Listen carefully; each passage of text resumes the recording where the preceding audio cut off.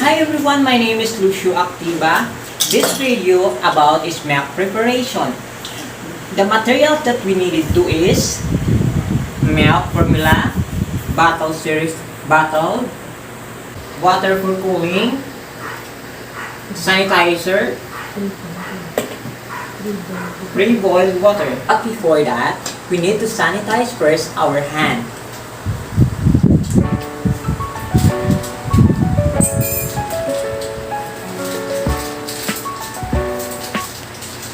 And then, first, we need to check the measurement of the milk and the water by reading the instruction written on the box. After that,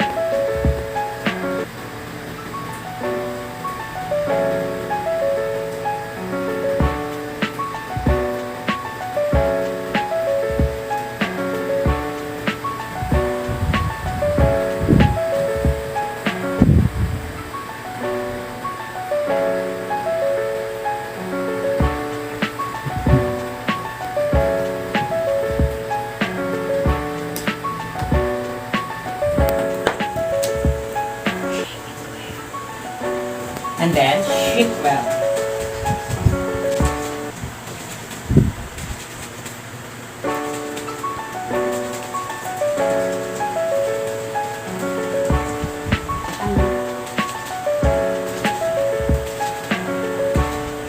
And then, just to put on the cold water and let it cool down.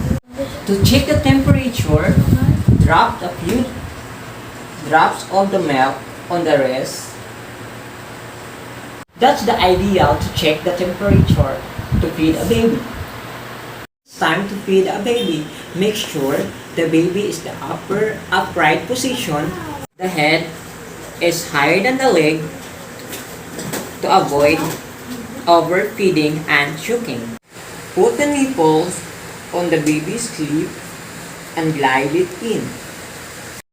Tilt the bottle so that it's in level. Ball should be about half full. The baby's choke, lower the bottle or change the nipple. Some of the baby take a break during the feeding. Break time, burp your baby. There are two ways of burping a baby. First is the shoulder burping. Slowly by using your right hand and slowly put on your shoulder.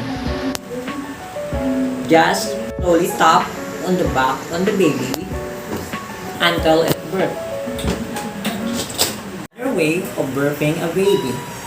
It's called overlapping technique.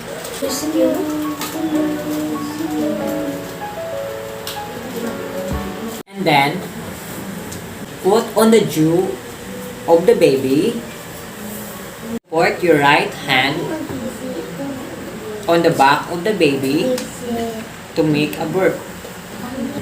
And then tap the back of the baby to make a burp.